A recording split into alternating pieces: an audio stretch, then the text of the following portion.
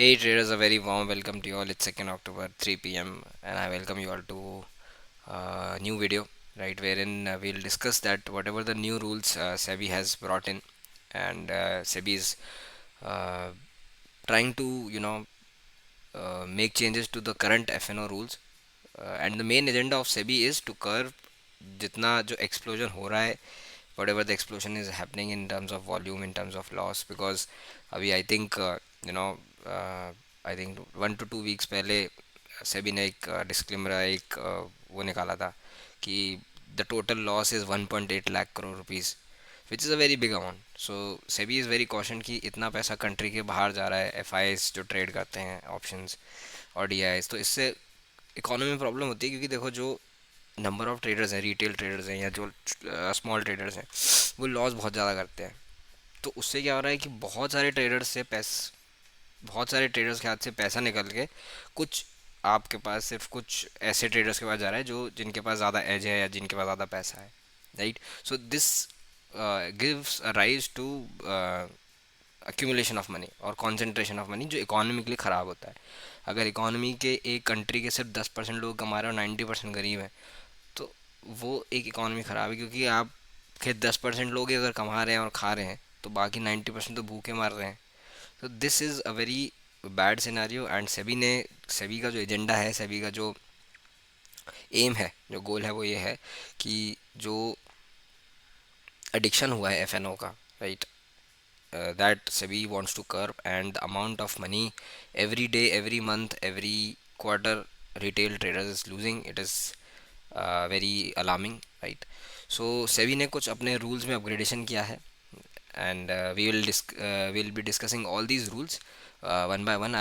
I hope you are able to see the screen. I have listed all these rules. मेरे पास PDF भी है, मैं PDF भी parallelly आपको एक बार दिखा दूंगा कि पीडीएफ में क्या क्या पॉइंट्स लिखे हुए हैं यहाँ पे, राइट. एंड जितने भी मेरे को मैंने जो पीडीएफ पढ़ी, मैंने एक्स पे जितना भी लोगों का सुना देखा, उससे मेरे को जो समझ में आया और जो पॉइंट्स आपको, जो मेरी ऑडियंस है बेसिकली, उनके लिए जो सबसे इंपॉर्टेंट पॉइंट्स हैं वो मैंने नोट डाउन किए हैं. और भी अगर दो चार पॉइंट होंगे तो होंगे, बट उससे आप लोग को इतना फ़र्क नहीं पड़ेगा. You guys will not be affected that much, ठीक है. So whatever I felt कि will be the most important points मैंने यहाँ पे लिस्ट डाउन किए हुए हैं आपके लिए. And will try to in a short will try to understand कि वो रूल क्यों आया, क्यों चेंज आया, एंड उसका क्या इम्पैक्ट पड़ सकता है, right. So without any further delay, I think let's start with the rule. And देखो, अगर वीडियो अच्छा लगे, if you are member from Telegram, if and if you are liking the video, leave a like, leave a comment. If you have any query regarding, you can ask in the comment section.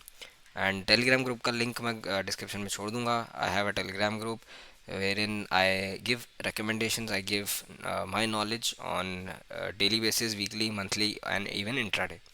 All right, I guide traders how to become a profitable trader, how to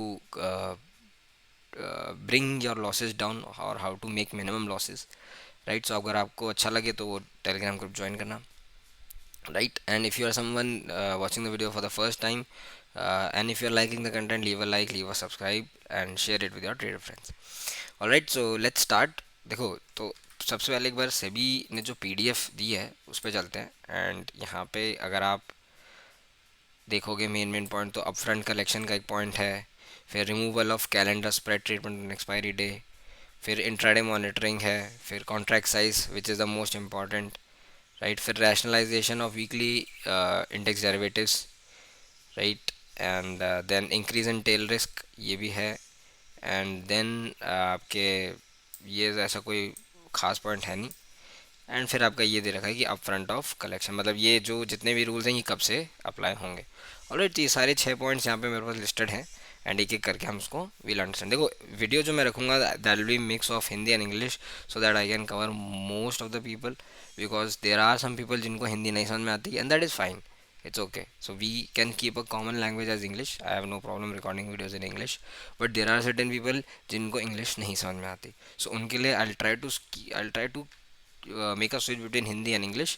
उससे हो सकता है video थोड़ी लंबी हो, but my aim is to cover and you know whatever I'm passing my knowledge, whichever knowledge I'm passing, it covers most of the people, it helps most of the people, right.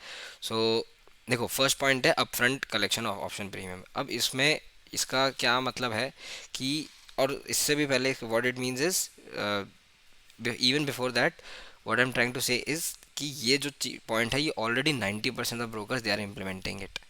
सो इसमें ऐसा कुछ नया नहीं आया है, ये just reiterate कर रहे हैं कि अगर लेट्स सपोज आप 10,000 रुपये का एक ऑप्शन बाई कर रहे हो, सो आपसे क्या होगा, जो 10,000 रुपये है ना, पहले मतलब पहले इन द सेंस कि जब जब ब्रोकर्स, जो नए ब्रोकर्स आए थे, वो क्या करते थे, अगर आपको 10,000 का ऑप्शन बाय करना है तो वो बाद में आपसे थोड़ा मतलब आपसे 6,000 ले लेते थे और 4,000 का सेटलमेंट बाद में करते थे।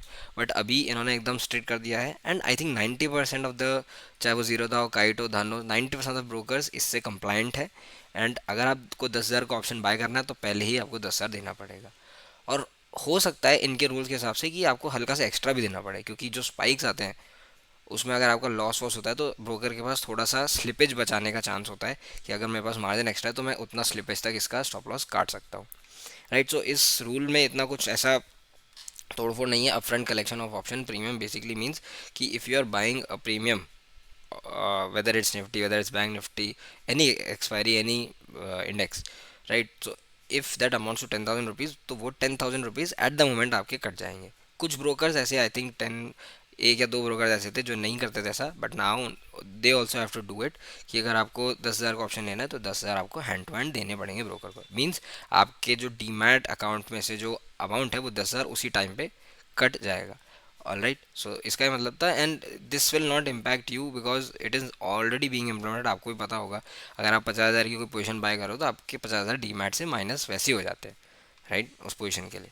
So this is not that much important. Second point, removal of calendar spread.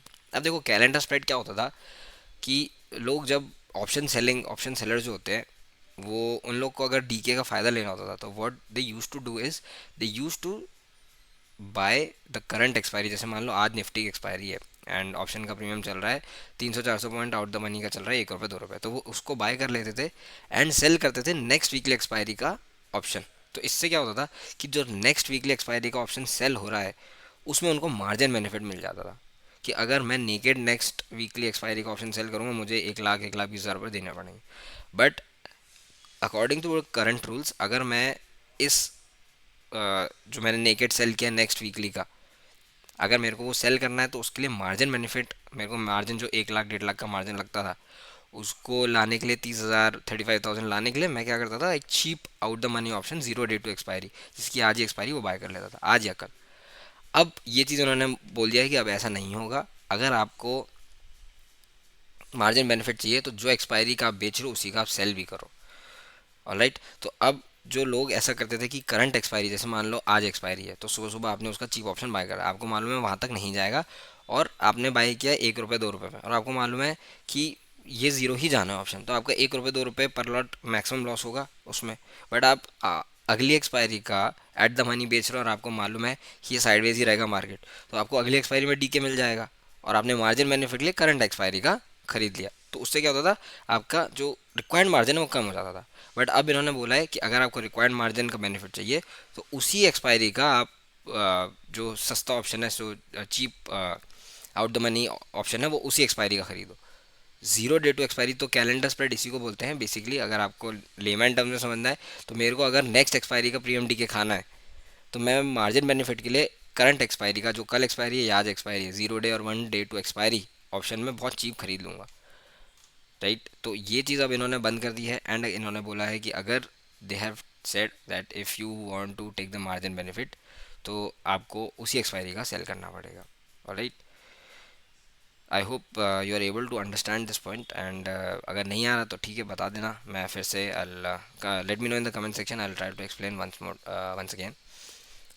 ठीक है, तो अब for example for margin benefits use to buy cheap zero, तो ये बेसिकली वही लिखा है जो मैंने आपको बोला है इसमें। तो अब इन्होंने बोला है कि अगर आप चीप ऑप्शन बाय कर भी लोगे करंट एक्सपायरी का तो आपको मार्जिन बेनिफिट नहीं मिलेगा, आपको नेक्स्ट एक्सपायरी का अगर बेचना है तो आपको उतना ही आपको मार्जिन देना पड़ेगा, और अगर उसको मार्जिन कम करना है तो उसी एक्सपायरी का cheap out the money option खरीदो। ठीक है, I think you are able to understand कि ये क्या मतलब है। Third point comes last 3 days of any expiry. अब इसमें मेजर रूल इन्होंने चेंज किया किया, तो इसका देखो, इसका इफेक्ट मेजरली ऑप्शन सेलर्स पे आएगा, क्योंकि जो लोग कैलेंडर स्प्रेड करते थे इन द सेंस कि भाई मेरे को नेक्स्ट वीकली का एक्सपायरी का या मंथली एक्सपायरी का ऑप्शन बेचना है और मैं मार्जिन बेनिफिट लिए कल का या आज का बेच दूंगा। तो उनको फ़र्क आएगा कि उनको अगर आप मंथली अगर बेचना है, let's suppose you want to sell monthly option 25,500 and आप उसके हेज के लिए आप बाय कर रहे हो वीकली एक्सपायरी का कोई, तो वो नहीं होगा बेसिकली। ठीक है, तो उनको फ़र्क पड़ेगा जो ऑप्शन सेलिंग करते हैं एंड प्राइमरीली जो ऑप्शन सेलर्स हैं जो मंथली में डीके, मंथली एक्सपायरी या नेक्स्ट वीकली एक्सपायरी में डीके खाना चाहते हैं। ऑलराइट, नेक्स्ट ऑप्शन है last 3 days of any expiry.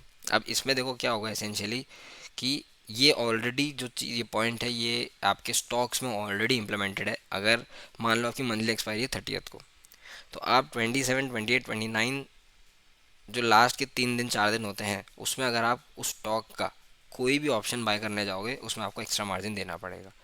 Let's suppose कि आपका मंथ एंड होने वाला है, it's 27th of any month, right. 30th पे आपकी मंथली क्लोजिंग है एंड मंथली एक्सपायरी है सारे स्टॉक्स की। अगर एक ऑप्शन है फॉर एग्जांपल 100 रुपीज़ का और उसका लॉट साइज़ है 10, तो आपको 1000 रुपये देना पड़ेगा naturally by current rules. But अब करंटली स्टॉक्स में ऐसा होता है कि वो 1000 रुपये की जगह वो मांगते हैं आपसे 1500 या 1600 रुपीज़, थोड़ा एक्स्ट्रा मार्जिन मांगते हैं। क्योंकि उस टाइम पे क्या होता है, प्रोबेबिलिटी ज़्यादा होती है कि वो वॉलेटाइल रहेगा, क्योंकि since it is settlement, it is expiry and it is near to expiry, तो वो थोड़ी आपसे सिक्योरिटी ज़्यादा लेते हैं ताकि अगर ऊपर नीचे ऑप्शन हुआ तो उनके पास सेटल करने के लिए उनके पास पहले से मार्जिन रहेगा। तो ये चीज़ अभी निफ्टी और बैंक निफ्टी में इम्प्लीमेंटेड नहीं थी और अब ये इम्प्लीमेंट यहाँ भी होगी। सो अब क्या होगा कि अगर आपके पास, अब लोग क्या करते थे 0 day टू एक्सपायरी में उसको अगर आपको मान लो 10 रुपये का ऑप्शन खरीदना है तो आपको एक्स्ट्रा मार्जिन देना पड़ेगा। अब ये कितना एक्स्ट्रा मार्जिन देना पड़ेगा, 10%, 20%, ये आई थिंक ब्रोकर्स या exchanges they will decide by themselves. But हाँ, अब अगर आपको जैसे मान लो आज ही आपकी निफ्टी की मंथली एक्सपायरी है एंड आप 100 रुपये का आपको प्रीमियम दिख रहा है निफ्टी पे और आपको 10 लॉट बाय करने हैं तो आपको 1000 रुपीज़ देने पड़ेंगे। ठीक है, तो अब वो 1000 की जगह वो 1500 होगा या 1400 होगा, डिपेंडिंग ऑन द परसेंटेज कि कितना वो बढ़ाते हैं। बट ये लास्ट 3 days में होगा। दिस वॉज ऑलरेडी जो आई थिंक अगर किसी ने जो स्टॉक ऑप्शन ट्रेड करते हैं अगर उन्होंने देखा होगा, अगर वो लास्ट 3 to 4 days में बाय करते हैं तो एक काइट या ज़ीरो होता है, एक आपको डिस्क्लेमर भी शो करता है कि since this expiry or this trade is gonna be settled in next 3 days, we will have to take extra margin from it. So this rule was already being implemented in stocks. Now they have brought this rule to nifty and basically monthly expiries, index expiries में भी लेके आए हैं। So now ये बात याद रखना कि अगर आप आज मतलब if there are only 2 to 3 days to expiry any expiry, तो अगर आप उसका ऑप्शन बाय करने जा रहे हो आपको ज़्यादा मार्जिन देना पड़ेगा। ठीक है, so this will be effective from 1st Feb 2025। Still there is I think काफ़ी महीने हैं अभी, आई थिंक 4-5 महीने हैं, तो ठीक है, इसमें टाइम नहीं है, इसमें अभी आपके पास इतना कोई आपको वरी करने की जरूरत नहीं है। It will be effective from 1st Feb। Now intraday monitoring of positions, तो अब इससे देखो ज़्यादा लोगों को फ़र्क पड़ना नहीं चाहिए। बट बेसिकली क्या होता था पहले, जब आप अगर कोई पोजीशन बिल्ड कर रहे हो तो कुछ इंडिविजुअल्स या कुछ ब्रोकर अगर एक पर्टिकुलर उनका जो ओआई वॉल्यूम है या उनका जो टर्नओवर है वो एक्सीड कर जाते थे, तो उनको एक डिस्क्लेमर आता था या एक मेल आती थी एक्सचेंज की तरफ से कि आपने ये बेसिक ओआई ब्रीच किया है या फिर आपका इतना जो टर्नओवर है बेसिकली।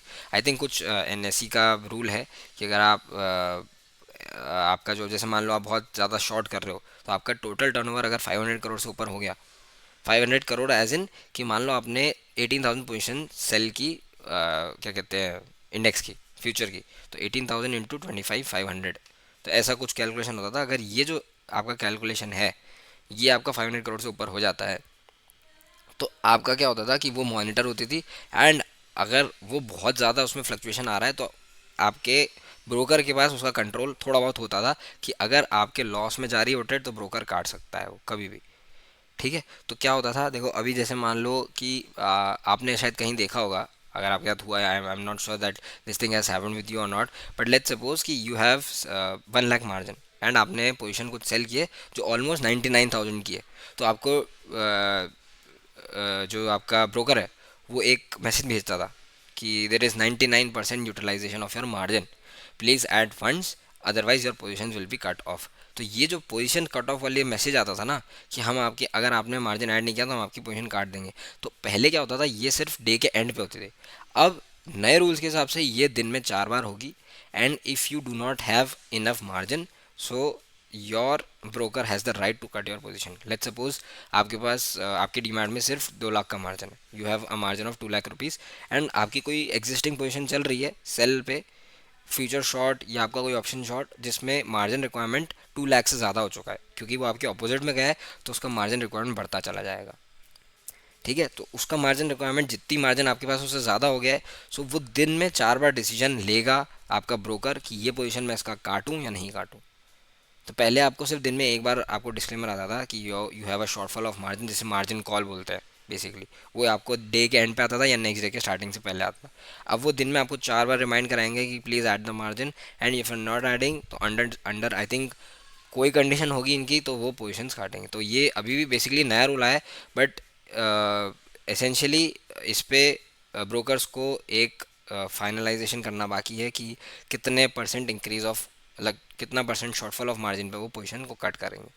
बट हाँ, अब आपकी जो इंट्राडे मॉनिटरिंग ऑफ पोजीशंस होगी rather than on day and bases, end of the day basis, it will be monitored 4 times in the trading hours from 9:15 to 3:30. ठीक है, इससे आपको इतना फ़र्क नहीं पड़ेगा. आपको इससे जब फ़र्क पड़ेगा जब आप फ्यूचर शॉर्ट में हो या आप फुल कैपेसिटी पे ट्रेड कर रहे हो. मान लो आपके पास 2 लाख का margin and you have sold a position of 2 lakh exactly, and वो आपके अगेंस्ट चली गई, मार्जिन आपको रिक्वायर्ड है 10-15 हज़ार रुपये और आप नहीं डाल पा रहे हो डीमैट में, तो वो पोजीशन आपकी काट देगा. सिंपल है. सो बेसिकली इसका ये बेसिकली रूल एक मेरे मेरे पॉइंट ऑफ व्यू में दिस रूल इज़ गुड, क्योंकि जो लोग बैंक के सेंसेक्स ट्रेड करते थे, अगर मान लो आपने एक 1 रुपये 2 रुपये में कोई ऑप्शन आपने खरीदा हुआ है एज अ हेज, या बेचा हुआ है एसेंशियली, मान लो आपने सेल किया हुआ है. ठीक है, पुट स्प्रेड में यही करते हैं ना, हम क्या करते हैं out the money, put spread या कॉल स्प्रेड हम ये करते हैं आउट द मनी हम बाय कर लेते हैं चीप, एंड जो एट द मनी होता है हमें एट द मनी का डी चाहिए तो हम उसको सेल कर देते हैं, या ऑपोजिट में वाइस वर्सा, जैसा भी आपको स्ट्रैटेजी के हिसाब से लगता है. तो अब जिसने 1 रुपये 2 रुपये पे सेल किया है और वो पोजीशन चली गई 100 रुपये, तो आपकी मार्जिन रिक्वायरमेंट 50x हो जाएगी. तो वहाँ पे ब्रोकर के पास क्या कहते हैं राइट है काटने का.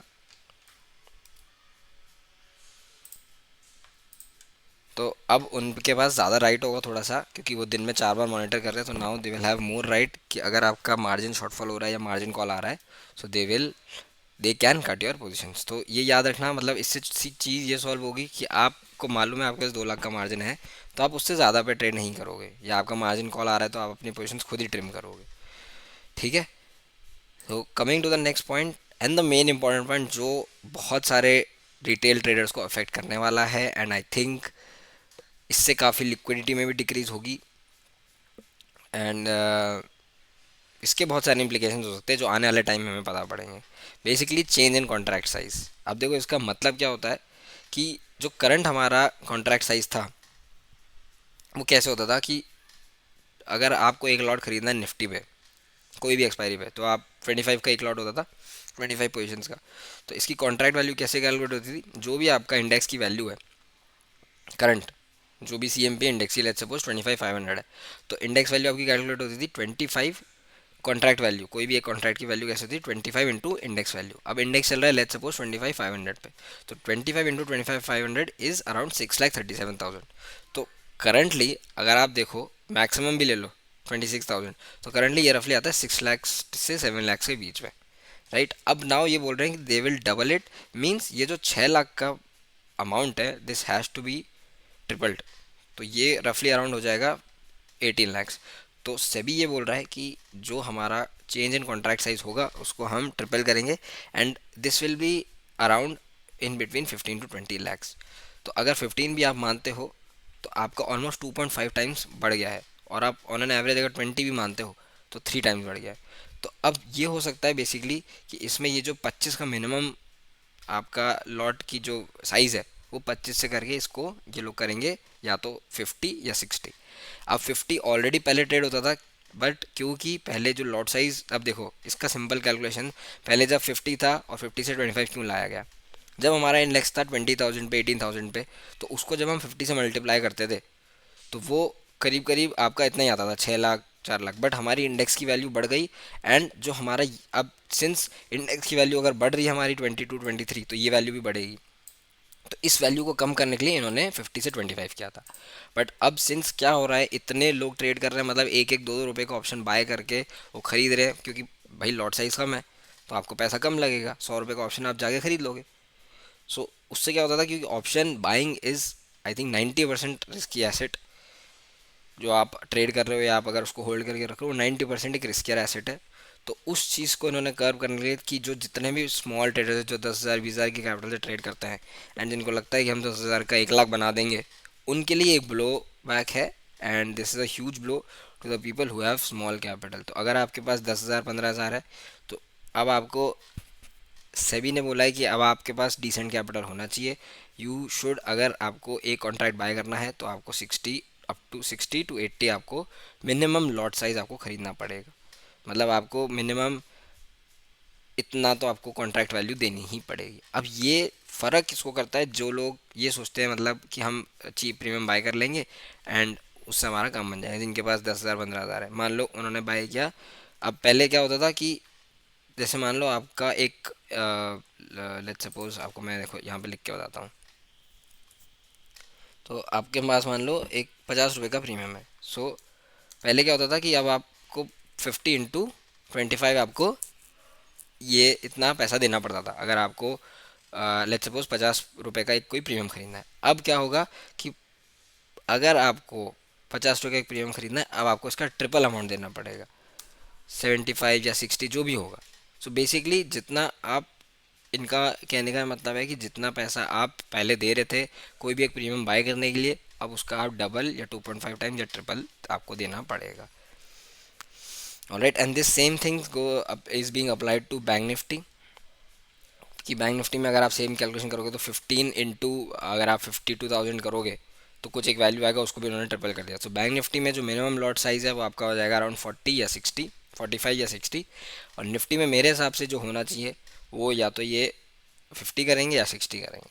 आई थिंक मोस्ट प्रॉब्ली 60 ही करेंगे ये लोग, क्योंकि इनका जो 15 से 20 लाख के बीच की रेंज है वो 60 से ही इनकी होगी।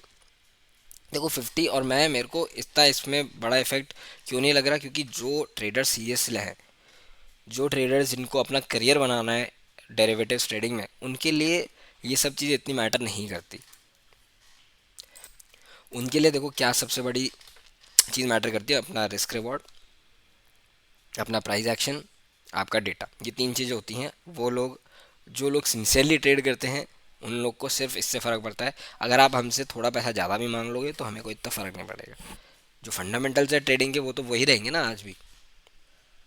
ऐसा तो नहीं है कि इन्होंने कुछ कैलकुलेशन थीटा गामा डेल्टा का चेंज कर दिया तो आपको तो पूरे ही एल्गोरिथम चेंज करने पड़ रहे, नहीं, ऐसा नहीं है।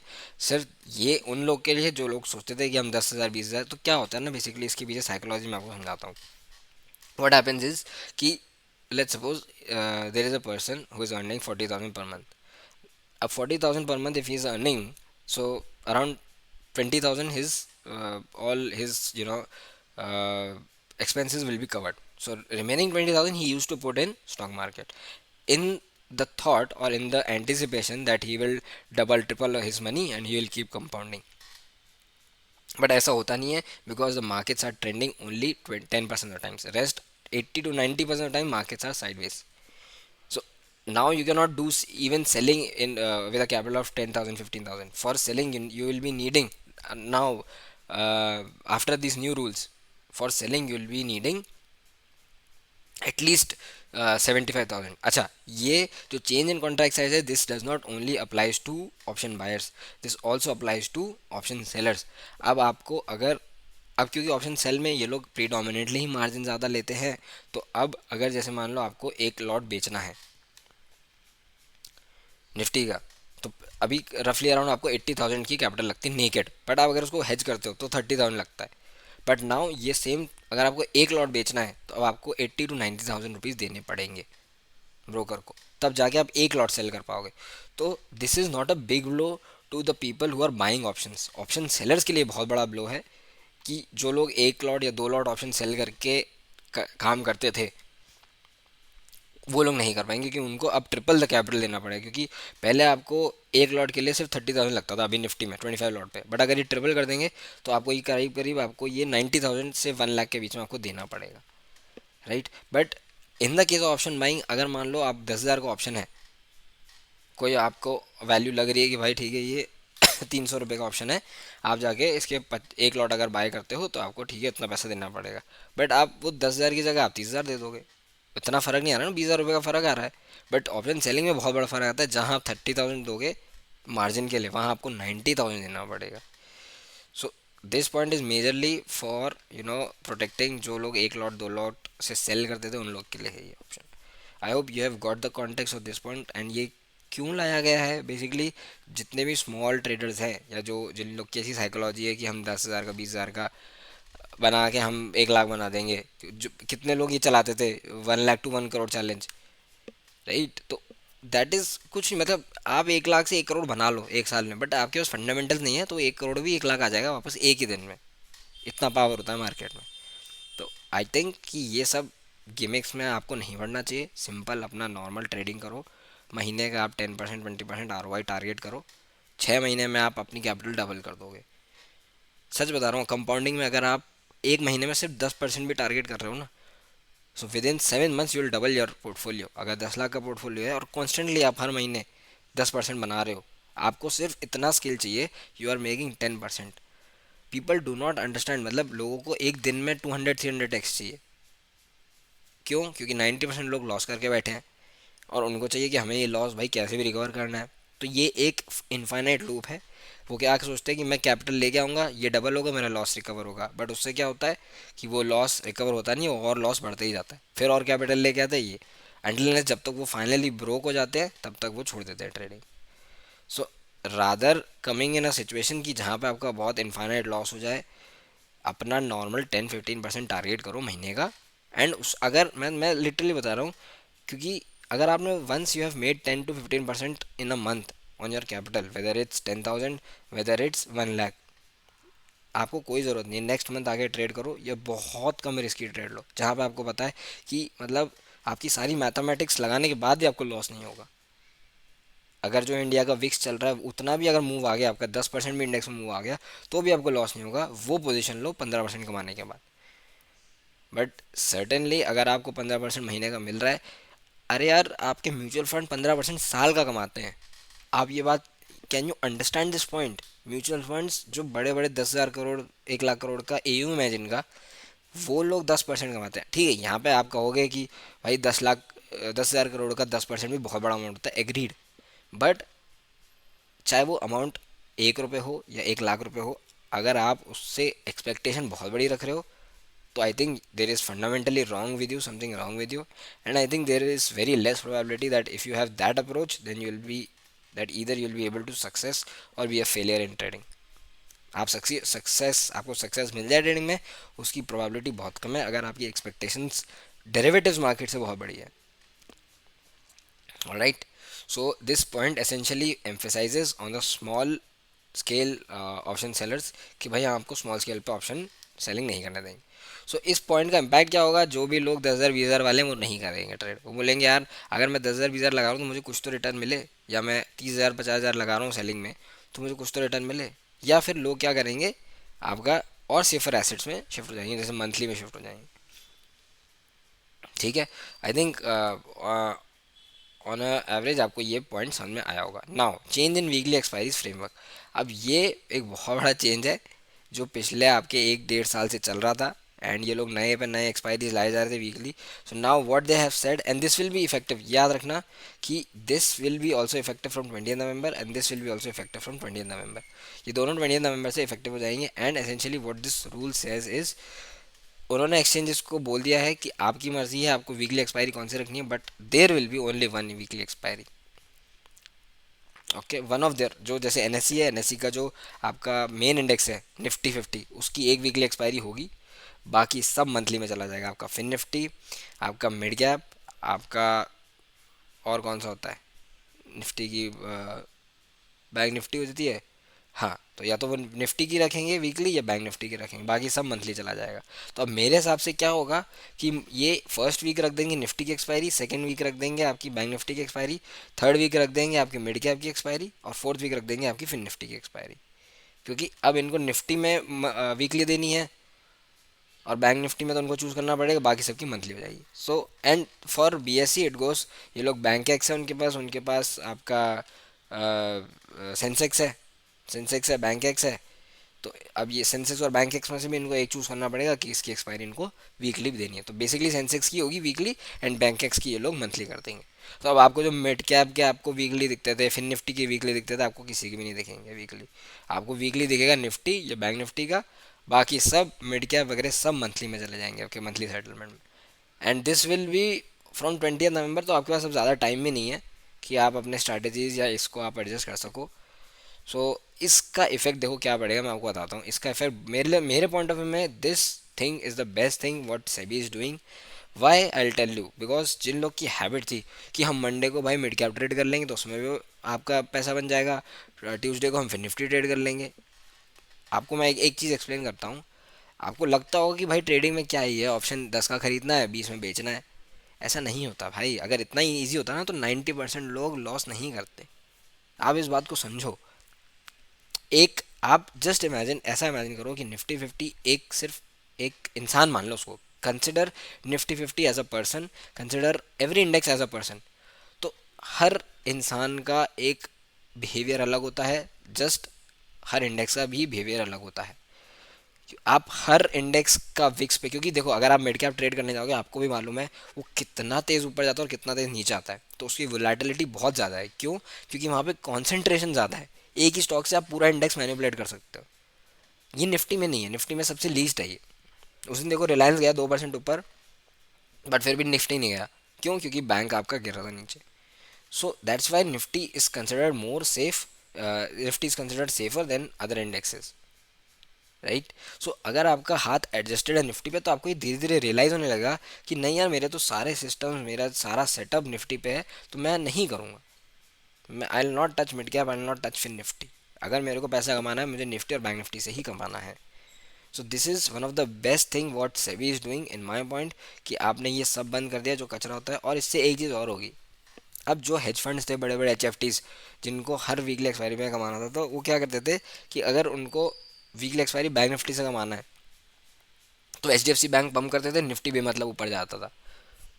अब जो निफ्टी में ट्रेड कर रहा है, जो निफ्टी में शॉर्ट है टेक्निकली, उसको भी भाई एग्जिट करना पड़ रहा है। क्यों? क्योंकि बैंक निफ्टी की एक्सपायरी है वीकली। फिर वीकली एक्सपायरी आपकी फ्राइडे को भी जाती थी। तो आई थिंक अब जब आपकी ये डेली एक्सपायरीज बंद होगी ना, तो ये लोगों का गैम्बल बंद होगा कि हम फिर निफ्टी में भी कमा लेंगे, हम मिड कैप को भी डबल कर लेंगे, ये सब हो जाएगा, वो भी हो जाएगा। इतने इंडेक्स ट्रेड करने से बेटर है एक इंडेक्स, दो इंडेक्स मैक्स टॉप्स उस पर ट्रेड करो, उस पर अपना हाथ रिफाइन करो। I think this point will be clear. And मैं आपको आई थिंक सारे ये दिखा दे। तो ये देखो, अब upfront collection of option premium from buyers, ये होगा आपका February 1। इतना फ़र्क पड़ेगा नहीं, कैलेंडर स्पेंड में बहुत टाइम है, इंट्राडे मॉनिटरिंग में तो और टाइम है, अप्रैल में होगा। तीन चीज़ें, contract size, rationalization of weekly and increase in अच्छा, इंक्रीज इन टेल रिस्क क्या है कि पहले अगर आप इन्होंने यहाँ पे देखो PDF में भी दिया है, यहाँ पे लास्ट में ये पॉइंट दिया है, ये देखो। तो पहले अगर नेकेड आपको ऑप्शन सेल करना होता था एक लॉट, तो पहले लगता था 1 लाख रुपए। अभी ये लोग बढ़ा देंगे तो लगेगा आपको कुछ 1.5 लाख 2 लाख। तो उसमें इन्होंने कितना परसेंटेज इंक्रीज किया है? 2%। तो अगर आपको पहले 1 लाख देना पड़ता तो अब 1,02,000 दोगे आप। सिंपल है, इसमें कोई इतना रॉकेट साइंस नहीं है। बट हाईलाइट इन रूल्स की दो ही रूल्स हैं मेरे हिसाब से, कि आपका change in contract size and weekly expiry. ये दो ही पॉइंट हैं जो आपको इफेक्ट करेंगे, आपके सिस्टम्स को इफेक्ट करेंगे। एंड ये दोनों मेरे हिसाब से बहुत अच्छे हैं। Change in contract size is little bit I don't know confusing, क्योंकि स्मॉल स्केल आप ऑप्शन सेलर्स को अगर आप वीड आउट कर रहे हो तो ऑप्शन सेलिंग तो ज़्यादा सेफर एसेट है, ज़्यादा सेफर तरीका पैसा कमाने का। आप उसको क्यों, आप ऑप्शन सेलर्स के लिए क्यों लेके आ रहे हो, ये समझ नहीं आया। But change in weekly expiries framework बहुत बढ़िया ऑप्शन है। रोज़ की गैमलिंग बंद होगी और आपको खुद रियलाइज़ होगा कि यार रोज़ का इतना स्ट्रेस क्या लेना है कि मिड कैप भी ट्रेड करना है, मुझे फिर निफ्टी भी ट्रेड करना है। What is the point, right? When for you, क्योंकि क्या होगा ना, देखो सिंपल आप एक साइकोलॉजी समझो कि आपने आपका सेटअप, आपका हाथ निफ्टी में बैठा हुआ है। क्यों? क्योंकि आपको मालूम है निफ्टी अगर 1% शूट किया तो आप अपने पोजीशन उस हिसाब से एडजस्ट करोगे, रोल ओवर करोगे, वो आपका सेट है, राइट। तो अब आपका मान लो कोई एक फ्रेंड है, आपने उसको कुछ उल्टा सीधा बोल दिया, आपको मालूम है कि वो ज़्यादा गुस्सा नहीं होगा, आपको ज़्यादा कुछ बोलेगा नहीं, he will not take it in a way that he'll be very offended or he'll be very angry, you know that. But if in place of that person, in place of your best friend, there is some other person whom you do not even know about, कि if you have said something wrong to him, how he'll react. Maybe he'll react in a very explosive way. So essentially मेरा कहने का ये मतलब है कि अगर आप सारे इंडेक्सेस में ट्रेड कर पा रहे हो तो आपको समझ ही नहीं आएगा क्या अप्रोच फॉलो करनी है, कब ऑप्शन खरीदना है, कब ऐसा होना। अब मिड कैप में क्या होता था, सुबह ऊपर जाता था, साइडवेज, फिर नीचे आता था, तो एच पैटर्न बन रहे थे। तो अब ये मिड कैप में जो एच पैटर्न बन रहा है ये रोज बनेगा, कुछ ना कुछ पैटर्न होगा जो सिर्फ और सिर्फ मिड कैप में ही होगा। अब उसको समझने के लिए आपको mid cap at least for a month और 2 मंथ आपको ट्रेड करना पड़ेगा, ओनली मिड कैप। तो आप you are trying to understand what I am saying, कि अगर आप एक इंडेक्स ट्रेड कर रहे हो तो उसके सिस्टम्स अलग होते हैं, उसके डायनामिक्स अलग होते हैं, कितनी तेज़ी से वो मूव करता है, how fast it moves, everything is different from another index. So by the time you are adjusting your self to another index, आपका निफ्टी पे हाथ छूट जाएगा and you will be in loss in both the indexes. So try कि आप एक ही index या मैक्स दो index Nifty and bank Nifty trade करो और उसी में प्रॉफिटेबल होने की कोशिश करो। बट टू बी, अब देखो सब कुछ हो गया, तो आपको जनरली एक समरी अगर मैं आपको दूं इस पूरे की, तो इतना फ़र्क मैं आपको सच बताता हूँ। न्यू रूल्स है, एग्रीड, सब कुछ है, आपको ओवर ट्रेडिंग लोगों की कर्व करनी है, लॉसेस कर्व करने हैं। बट जो एक सीरियस ट्रेडर है ना, जिसको रियली में ट्रेडिंग करनी है और इसको करी, जिसको पावर ऑफ डेरिवेटिव ट्रेडिंग मालूम है कि क्या पावर होता है, जो सीरियस है, जो डिसिप्लिन ट्रेडर है, उसको इससे इतना कोई फ़र्क नहीं पड़ेगा जितना हाइप लोग कर रहे हैं ना, वो रूल चेंज। जो मैं आपको बता रहा हूँ, जो डीप डाउन जिसको मालूम है ना कि उसको क्या करना है, कितना उसको डिसिप्लिन है, जिसको रिस्क मैनेजमेंट की नॉलेज है, जिसको ग्रीड नहीं है मार्केट में, उसके लिए इतना नहीं बदलेगा। उसको मालूम है कि मेरा सिस्टम मेरा है, मेरा रिस्क मैनेजमेंट मेरा है और मेरा डिसिप्लिन मेरा है। तुम चाहे कितना ही कुछ कर लो, लॉट बढ़ा दो, ये बढ़ा दो, मेरे को बस थोड़ा सा कैपिटल ही बढ़ाना है मेरा, बाकी मेरी सब चीज़ें सेम है। अगर आप इसको आज आप जो आप लॉट साइज डबल कर रहे हो ना, अगर आप इसको हाफ भी कर दोगे ना, तो भी जो इनडिसिप्लिन ट्रेडर्स हैं या जो फालतू में मतलब बेसिकली मजाक के लिए ट्रेड करते हैं, वो फिर भी लॉस करेंगे। तो उसमें से भी कुछ भी कर ले, कोई भी रूल ले आए, जिसको लॉस करना है ना, जो डिसिप्लिन नहीं है, वो फिर भी लॉस करेगा ही करेगा। सबसे फॉर मोस्ट इंपॉर्टेंट पॉइंट आता है आपका रिस्क मैनेजमेंट। चाहे आपकी साइकोलॉजी गलत हो, मार्केट कितना ही वॉलेटाइल हो, if and all you do not have your risk management, you can not survive in the game of trading. ठीक है। अगर आई थिंक ये थोड़ा सा लंबा वीडियो हो गया है, so if you have like the video, leave a like, leave a subscribe to the channel, and I think from my best perspective I've tried to explain you all the points which are essential and which are useful for trading. Cheers traders, be safe in the market.